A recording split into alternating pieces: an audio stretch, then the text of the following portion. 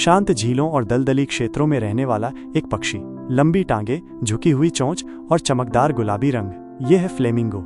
लेकिन इसका रंग जन्म से गुलाबी नहीं होता। ये पैदा होते हैं हल्के ग्रे या सफेद रंग में। इनका रंग धीरे धीरे आता है उनके भोजन से छोटे झींगे और शैवाल, जिनमें होता है कैरोटीनॉइड। यही तत्व इनके पंखों को गुलाबी बना देता है।